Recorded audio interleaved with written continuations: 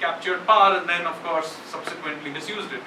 Whichever way you would prefer to say, I would argue that bank nationalization in 1969 was a bad idea. Now comes the question of what do we do now? We inherited this, this is how it is. Now is it the case that we need to now begin to rapidly privatize, especially given the context that 70% of our banking system is in the hands of this private sector, of the public sector, and there's very recently we have experienced what happens as a result of a certain kind of telephone banking, of which we are now unwinding. The insolvency and bankruptcy, or half of those cases, are because of clearly politically motivated misallocation of capital. So in that context, what should we do? Now, one of the problems we have is that there are genuinely certain social obligations that the Indian banking system today does. If we had set the architecture up since 1969 differently, it's a different matter. But today the architecture has ended up the way we are.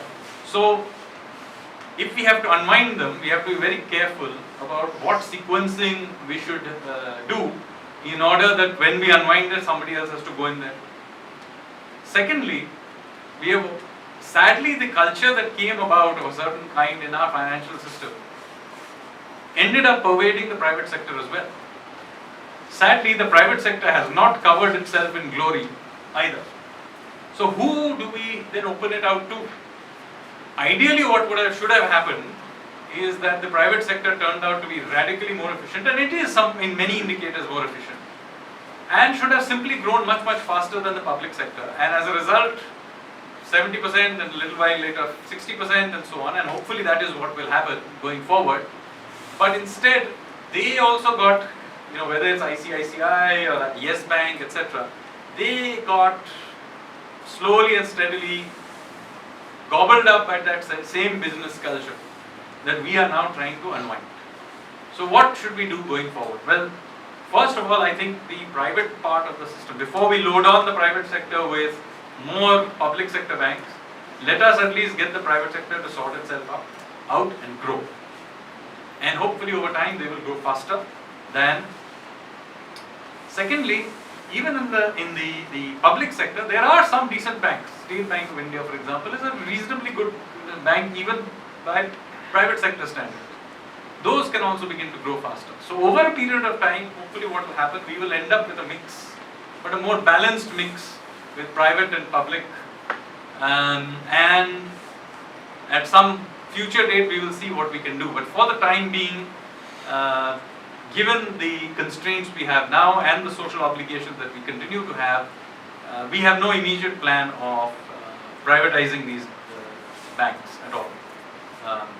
As the first instance, the odd one at the margin, of course we can have debate whether IDBI or somebody, maybe LIC may think of selling them or something, but in general, we don't think the moment has come to privatize them at all.